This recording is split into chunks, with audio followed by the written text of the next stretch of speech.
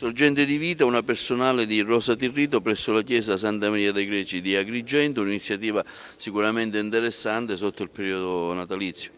Quindi sotto il periodo natalizio Santa Maria dei Greci perché è una cosa prettamente è una cosa sacra, mentre qui naturalmente è colpire il mito, il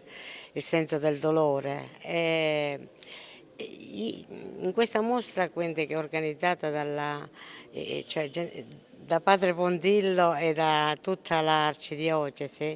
che ringrazio tantissimo, io cerco di rappresentare la vita in tutte le varie sfaccettature, che va dal dolore, dalla sofferenza e che poi attraverso il dolore e la sofferenza si trasforma in qualcosa di più positivo, che poi tramite la speranza ci si innalza sempre più verso qualcosa che il senso dell'infinito, no? Del bello, dell'eterno anche, è giusto che ci troviamo in un luogo sacro. La vita è quella che viene rappresentata e quindi la vita con i vari legami che ci sono nell'intraprenderla, nel viverla, nel saperla quindi contenere, e quindi quando ci sono delle cose negative noi ci dobbiamo attaccare anche cioè avere uno sguardo verso il positivo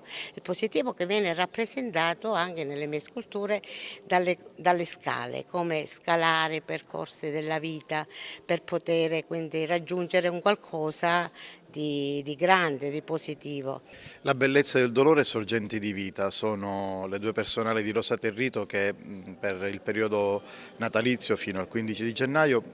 potremo trovare nella chiesa di San Lorenzo, del Polo Culturale San Lorenzo e nella chiesa Santa Maria dei Greci. Sono due aspetti dell'unico grande mistero per noi, il mistero di questo dolore che non è altro che la passione, il pathos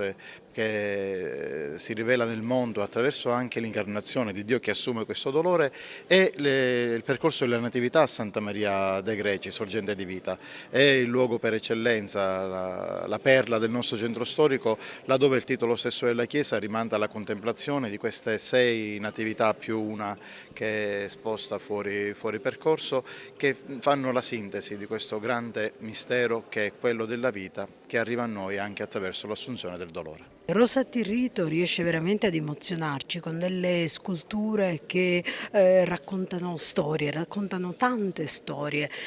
ci raccontano della sua formazione culturale classica, ci raccontano della sua terra, ma ci raccontano altresì di una società alla deriva con le sue guerre, con i suoi femminicidi, con tutta una serie di dolori che Rosa Tirrito utilizza per diventare quasi una sublimazione catartica che possa elevare lo spirito verso la speranza.